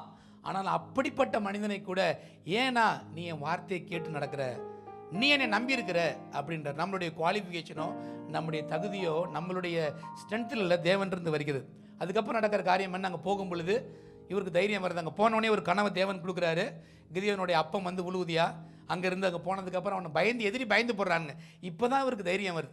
பல நேரத்தில் நம்ம என்ன தேவன் சொல்கிறத கேட்குறத விட, ஒரு நாள் ஆண்டவர் என்கிட்ட சொன்ன வார்த்தையினால உங்களுக்கு சொல்கிறேன், நான் தேவன் சொல்கிற வார்த்தையை கேட்குறத விட மற்றவங்க நம்மளை குறித்து என்ன சொல்கிறான்னு கேட்குறதா நம்மளை ரொம்ப சந்தோஷமாக இருக்குல்ல.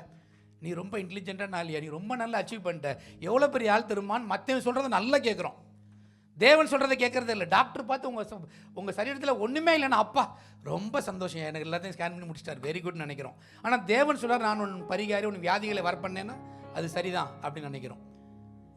பல நேரங்களில் நாம் தேவனுடைய வார்த்தையை கேட்கலைன்னா கூட, நீ யார் வாயில் வார்த்தையை கேட்டால் உனக்கு கம்ஃபர்ட்டாக வருதோ அதுக்கும் தேவன் நம்மை வழிநடத்துகிற ஒரு தேவனாக இருக்கிறார். ஆமென். எதிரிகளுடைய வாயில் சொல்கிறாங்க, கிதியோன் நம்மளை மேற்கொண்டோம், அப்போ தான் கிதியோனுக்கு தைரியம் வருது. இதுதான் கம்ப்ளீட் சரண்டர், டிபெண்டன்ஸ். தேவனை தவிர கிதியோனுக்கு ஒரு வழியே இல்லை. இது யாரால் நடந்தது? தேவன் ஒருவரால் நடந்தது. முழுமையை ஆண்டவரை சான்று கொள்ளும் பொழுது, நான் ரிஜெக்டட் லிஸ்ட்டில் இருந்தாலும் கூட, நான் ஃபெயிலாக இருந்தால் கூட, என்னை வெற்றி பெற்றவனாய் பராக்கிரமசாலியாய் தேவன் நம்மை காண்பிக்கிறார். Number 1 rejected list, failed list, yet he was a leader. அவனுடைய பேர் எங்கே வருது? ஹால் ஆஃப் த ஃபேம்ன்ற மாதிரி ஹிப்ரூ 11 அவனுடைய பேர் வருது, கிதியோன்ற பெயர். எவ்வளோ பெரிய விசுவாச வீரர்கள் பட்டியலில் அவருடைய பெயர் வரும்படி தேவன் செய்கிறார். ஏனென்றால் அவன் தேவனை முழுமையாய் சார்ந்து கொண்டவன். அடுத்த லெவல் தான் ஹையஸ்ட் லெவல். நம்முடைய அடையாளம் எப்படிப்பட்ட அடையாளமாக இருக்கிறது? Identity dependence. அதாவது நம்முடைய அடையாளத்துக்காக நான் தேவனை சார்ந்து கொள்கிறேன், மற்றதெல்லாம் தேவைக்காக இல்லை. என்னுடைய அடையாளம் யார், நான் யார், அதை நாம் புரிந்து கொள்ளும் போது தான் நம்முடைய வாழ்க்கை வெற்றியுள்ள ஒரு வாழ்க்கையாக இருக்கும், பெரிய ஒரு காரியமாக இருக்கும். இந்த வருஷத்தினுடைய வாக்குத்தத்தத்தின்படி நம்ம என்ன சொன்னோம்? உன் கூடாரத்தை விசாலமாக்கு, உன்னுடைய திரைகள் விரிவாகட்டும், தடை செய்யாதே, உன் கயிறு நீளப்படுத்தி முளைகளை உறுதிப்படுத்து என்று சொல்லும் பொழுது, என்னுடைய அந்த கிதியோனை போல குறைவான கூட்டமாக இருக்கலாம், எல்லாம் இருக்கலாம், ஆனால் மத்தியில் அவனுடைய ஐடென்டிட்டி என்ன வந்தது? கிறிஸ்துவாக, தேவனாக இருந்தார். அந்த லெவலுக்கு நம்ம வரும்பொழுது தான் நம்முடைய வாழ்க்கையினுடைய வெற்றி அப்படியா இருக்குது. யோவான் 15:5 கொஞ்சம் வாசிங்களேன். நானே திராட்சை செடி, நீங்கள் கொடிகள். ஒருவன் என்னிலும் நான் அவனிலும் நிலைத்திருந்தால் அவன் மிகுந்த கனிகளை கொடுப்பான். என்னை அல்லாமல் உங்களால் ஒன்றும் செய்யக்கூடாது. இதுதான் ஐடென்டிட்டி டிபெண்டன்ஸ். தேவனை அல்லாமல் என்னால் ஒன்றும் செய்ய முடியாதுன்ற ஸ்டேஜுக்கு வர்றது தான் அவரை பற்றி கொண்டு அவரை சார்ந்து வாழ்கிற ஹையஸ்ட் லெவல், உன்னதமான நிலைமை. அதுதான் இதனால் வரைக்கும் மற்ற காரியத்துக்காக ஆண்டவருடைய காலை பிடித்தேன், சூழ்நிலைகளுக்காக பிடித்தேன், அல்லது எனக்கு தேவைக்காக பிடித்தேன் என்பதை விட, ஆண்டவரே நீர்தான், ஆண்டவரே நீர்தான் உடைய ஐடென்டிட்டி, அதை தெரிந்து கொண்டவர் தான் பவுல். கலாத்தியர் 2:20 நம்ம காலையில் வாசித்தோம் இல்லையா, ஒரு பாட்டில் பண்ணோம் இல்லையா, கல்வாரி சிலுவையிலே அப்படின்னு சொல்லிட்டு. கலாத்தியர் 2:20 கொஞ்சம் வாசிங்க. கிறிஸ்துவுடனே கூட சிலுவையில் அறையப்பட்டேன், ஆயினும் பிழைத்திருக்கிறேன். இனி நான் அல்ல, கிறிஸ்துவே எனக்குள் பிழைத்திருக்கிறார். நான் இப்பொழுது மாம்சத்தில் பிழைத்திருக்கிறதோ, என்னில் அன்பு கூர்ந்து எனக்காக தம்மைத்தாமே ஒப்பு கொடுத்த தேவனுடைய குமாரனை பற்றும் விசுவாசத்தினாலே பிழைத்திருக்கிறேன். Not I but Christ. ஒரே லைன், அதுதான் என்னுடைய ஐடென்டிட்டி. எவ்வளோ பெரிய காரியம்! பவுலால் எப்படிப்பட்ட காரியங்களை செய்ய முடியுது? ஒரு பக்கம் அவரை குற்ற உணர்வு இருக்கலாம், கில்ட்டி கான்சியஸ் அவரை கொண்டிருக்கும். ஏன் அப்படின்னா, இதனால் வரைக்கும் நீ சபைகளை துன்பப்படுத்தினவன், சபைகளுக்கு எதிராக செயல்பட்டவன், இன்னைக்கு அந்த கிறிஸ்துக்கு சார்பாக நீ பிரசங்கம் பண்ண நீ ரொம்ப யோகிதான் என்று பல பேர் இருந்திருக்கலாம். அவனை குறித்து பல பேர் குறைவாக பேசினாங்க. இவன் கிருபையை போஷிக்கிறவன் என்று கொரிந்து சபையில் நீங்கள் வாசினா அதை பார்க்கலாம். ஆனால் அவைகள் மத்தியில் கூட பவுலால் மிகப்பெரிய ஒரு காரியத்தை செய்ய முடியும் என்றால், அவர் சொல்றார், என்னுடைய அடையாளம், என்னுடைய காரியம், நான் அல்ல, கிறிஸ்துவே எனக்குள் ஜீவிக்கிறார். நான் இப்போ வாழ்றது, உயிரோட பிழைச்சிருக்குது, என்னுடைய சரீரத்தில் ஜீவன் இருக்கிறதுக்கான காரணம் அது பவுல் என்ற ஆவி அல்ல, கிறிஸ்துவனுடைய ஆவி என்று சொல்லுகிறார். எவ்வளோ பெரிய காரியமாக! இதுதான் ஐடென்டிட்டி. கிறிஸ்து இல்லாமல் என்னால் ஒன்றும் செய்ய முடியாது. பல நேரத்தில் நம்ம நினச்சி பார்க்கலாம், ஆனால் அது புரிந்து கொள்ளும் போது தான் நம்மளுக்கு தெரியும். ஒரே ஒரு சம்பவத்தை நான் சொல்லி முடிக்கிறேன். ஒரு சமீபத்தில் ஒரு இதை பார்த்தேன். 1992 பார்சிலோனாவில் ஒலிம்பிக் ஒரு நடந்தது. அது ஒரு 400 மீட்டர் ஸ்பிரிண்ட் ரேஸ். அதில் ஒரு பெரிய பிரிட்டிஷருடைய ஒருத்தன் கலந்து கொண்டான். ஒரு பையன் நல்லா ஓடுறவன், ஏற்கனவே வேர்ல்டு ரெக்கார்ட் பண்ணேன் 400 வந்து அந்த பிரிட்டிஷ் ரெக்கார்ட் பண்ண ஒரு ஆள். நல்லா எல்லாரும் ஓடுறாங்க. நீங்கள் அது கிளிப்பிங்க பார்க்கலாம், யூடியூப்பில் கூட இருக்குது. எல்லாரும் ஓடுறாங்க, ஓடிக்கொண்டிருக்கிறாங்க. அந்த சமயத்தில் ஓடும் பொழுது இவன் வேகமாக ஓடிக்கிறான். கேமராவில் அவனை ஃபோக்கஸ் பண்ணுது. ஆனால் திடீர்னு தெரிச ஆம்ஸ்ட்ராங் அவங்க என்னுடைய தொடையில் ஒரு சுளுக்கு ஏதோ ஏற்பட்டு விட்டது. அவனால் ஓடப்படவில்லை. அப்படியே கீழே விழுவுறான், நொண்டி விழுவுறான் கீழே. அந்த ரேஸை அவனால் முடிக்க முடியல. ஓடி தொடர்ந்து போய் கொண்டிருக்கிறான். எல்லாரும் பார்க்குறாங்க, கேமரா அவனை ஃபோக்கஸ் பண்ணுது. அந்த மைதானத்தில் எவ்வளோ பேர் அங்கேருந்து பார்க்குறாங்க. ஆனால் திடீரென்று ஒரு மனிதன் அந்த ஓடுகிற வாலிபன் நோக்கி ஓடி வர்றான். ஓடி வந்து அவனை கட்டி தூக்கி நிமித்து பார்க்குறான். யாருன்னு பார்த்தா அது அவனுடைய தகப்பன். அவனுடைய கையை பிடித்து கொண்டு அவனால் ஓட முடியல. இவன் ஓடும்போது நொண்டி ஓடுறான். ஆனாலும் கூட அவனை பிடித்து அவன் பின்னாடி ஓடுறான். உடனே அங்கே இருக்கிற மற்ற செக்யூரிட்டிலாம் ஓடி வந்து, நீ வெளியில் வா, நீ வெளியில் போன்னு அவனை வெளியே தள்ளுறாங்க. அவன் சொல்கிறான், இல்லை நான் போக மாட்டேன், என்னுடைய மகனை கொண்டு போய் அந்த ரேஸோடைய எண்டு வரைக்கும் நான் கொண்டு போய் சேர்ப்பேன் என்று அந்த தகப்பன் அவனை சுமந்து கொண்டு ஓடுறான். கொஞ்ச நேரம் நடக்கக்கூட முடியல. உடனே அவன் ஒரு கால அந்த தகப்பன் வந்து தன்னுடைய பையனை தூக்கி கொண்டு மெதுவாக ஓடி கடைசி வரைக்கும் அந்த ரேஸை முடிக்கும்படி செய்கிறான். நடந்தது என்ன? he was disqualified. ஏன் அப்படின்னா அவன் ஓடலை, வேற யாராவது அவனுக்கு தாக்கி பிடிச்சாங்கன்னு சொல்லிட்டு இந்த ஒலிம்பிக் அவனை டிஸ்குவாலிஃபை பண்ணிச்சு. ஆனால் ஒன்று நான் சொல்கிறேன், இன்றைக்கு நாம் எப்படிப்பட்டுள்ள இருந்தாலும் கூட தேவனை சார்ந்து கொள்ளும் பொழுது எவ்வளோ பேர் வேடிக்கை பார்க்கலாம். ஆனால் தேவன் இறங்கி வந்து நமக்கு உதவி செய்கிற ஒரு தேவனாக இருக்கிறார். ஆமென். அவர் நம்மை தாங்குகிற ஒரு உலகம் டிஸ்குவாலிஃபை பண்ணலாம், பட் காட் குவாலிஃபைஸ் அஸ். அவர் நம்மை சார்ந்துக்கிற ஒரு தேவனாக இருக்கிறார். அவரை சார்ந்து கொள்ளும்போது வேடிக்கை 1,00,000 பேர் வேடிக்கை பார்க்கலாம். ஐயோ பாவம், அவனால் ஓட முடியல என்று அவர்கள் நினைத்து அவனுக்காக பரிதாபப்படலாம். ஆனால் ஒரே ஒரு ஆளுக்கு தான், ஐயோ என் புள்ள ஓடாமல் பாதையில் நிற்கிறானே, அவனை உற்சாகப்படுத்தணும் எண்ணம் வருகிறது. அது யாருன்னா அவனை பெற்ற தகப்பன். மற்றவனுக்கு அந்த எண்ணம் வராது. ஹி ஸ்டெப்ஸ் இன். மற்றவன் வந்தால் கூட பிசாசு வந்து அவனை தடுக்கிறான், வராதுன்னு சொல்லிட்டு, நோ நீ அப்பால் போ, அந்த பக்கம் போன்னு துரத்திட்டு என் பிள்ளையை அந்த ரேஸில் கொண்டு போய் சேர்ப்பேன் என்று அவன் கொண்டு போய் சேர்த்து முடிக்கிறான். அதே போல் தான் தேவன் நம்மை காத்துக்கிற ஒரு தேவனாக இருக்கிறார். யூதா 1:24 கொஞ்சம் வாசிங்க. வலுவாதபடி உங்களை காக்கவும் தமது மகிமையுள்ள சன்னிதானத்திலே மிகுந்த மகிழ்ச்சியோடு உங்களை மாசற்றவர்களாய் நிறுத்தவும் வல்லமையுள்ளவரும் தாம் ஒருவரே ஞானமுள்ளவருமாகிய நம்முடைய இரட்சகரான தேவனுக்கு கனமும் மகத்துவமும் வல்லமையும் அதிகாரமும் இப்பொழுதும் எப்பொழுதும் உண்டாவதாக. 24 கொஞ்சம் போடுவேன். 24 பாருங்க. 24. Now to him who is able to keep you from stumbling. எவ்வளவு தடவை நம்ம கீழே விழுந்தாலும் கூட நம்மை கீழே விழாதபடி பாதுகாக்கிற தேவன் அவர். ரெண்டாவது என்ன பண்றாரு? he present us faultless before the God. எப்படி கொண்டு போய் நிற்கிறாரு? இவன் என் பிள்ளை, இவன் தப்பு செய்யாத ஒரு ஆள் என்று நம்மை பிதாக்கும்படி நிறுத்த வல்லமை உள்ளவர் ஆண்டவராக இயேசு கிறிஸ்து. ஏன் அப்படின்னா இவன் ரொம்ப புத்திசாலி இல்லை பரிசுத்தவான் என்பதனால் அல்ல, இவன் என்னை சார்ந்து இருக்கிறான், கிறிஸ்துவை பற்றி கொண்டிருக்கான். எல்லா சூழ்நிலைகளையும் அவனுடைய அடையாளம் கிறிஸ்துவாய் இருக்கிறது என்று அவரை பின்பற்றதுனால எப்படி போய் நிப்பாட்டுறாரு? மிகுந்த மகிழ்ச்சியோடு கொண்டு போய் நிப்பாட்டுறாராம். அதுதான் ஆண்டவராகிய ஒரு காரியமா இருக்குது. பல நேரத்தில் நம்ம சில காரியங்களை செய்யலாம், வேண்டா வெறுப்பா செய்யலாம், சடங்கா ஒரு மாதிரி சலிப்போடு செய்யலாம் பல நேரங்களில். ஆனால் ஆண்டவர் அப்படி செய்யல. எத்தனை வாட்டி இவனுக்கு சொல்லியிருக்கிறேன், எத்தனை வாட்டி இவனுக்கு செஞ்சிருக்கேன், ஆனாலும் கேட்கல என்று சொல்ல நம்ம கொண்டு போய் மிகுந்த மகிழ்ச்சியோட, ஆண்டவரே நீர் இவனை கொடுத்த பிள்ளை இது ஆண்டவரே, இவன் குற்றம் செய்யாதவள், இவள் குற்றம் செய்யாத ஒரு பிள்ளை மகள் என்று பிதாவுக்கு முன்பாக நம்மளை கொண்டு போய் பிரசன்ட் பண்றாராம். அப்பல் கற்றவர்களாய் நம்மை கொண்டு போய் பிரசன்ட் பண்ற ஆண்டவர் அவர். இந்த உலகத்தில் எந்த மனுஷன் நம்மளை குற்றப்படுத்தினாலும், எவன் கரைப்படுத்தினாலும், எவன் நம்ம தோல்வியடை செஞ்சாலும், நம்மளுக்கு எதிராக பேசியிருந்தாலும் கூட கிறிஸ்துவானவர் நம்ம எப்படி பார்க்கிறார்? பாவம் செய்யாதவர்களைப் போல, பரிசுத்தவான்களைப் போல சந்தோஷத்தோடு மகிழ்ச்சியோடு பிதாவுடைய பிரசன்சஸ். இதை பாருங்க, நீங்கள் எனக்கு கொடுத்த பிள்ளை, என்னோட ரத்தத்தினால மீட்கப்பட்டு இவனை கொண்டாந்து சேர்த்திருக்கின்றார். அதுதான் டிபெண்டன்ஸ். அதுதான் ஆண்டவர் கொடுக்குற ஒரு காரியமாக இருக்குது. எவ்வளோ பெரிய காரியம்! எல்லாரும் வேடிக்கை பார்க்கலாம், ஆனால் பிதாவானவர் மட்டும்தான் இறங்கி நம்மை காக்கிற ஒரு தேவனாக இருக்கிறார்.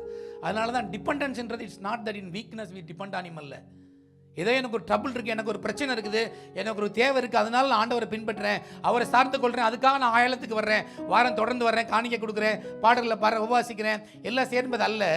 என்னுடைய அடையாளம் கிறிஸ்துக்குள் இருக்கிறது. அவர் தான் என்னுடைய வாழ்க்கை, அவர் தான் என்னுடைய ஜீவன். அதை நோக்கி நம்ம போகிறது தான் உண்மையான கிறிஸ்துவ வாழ்க்கையை அவரை சார்ந்து கொள்ளக்கூடிய ஒரு காரியமாக இருக்குமே தவிர மற்ற எதுவுமே இருக்காது.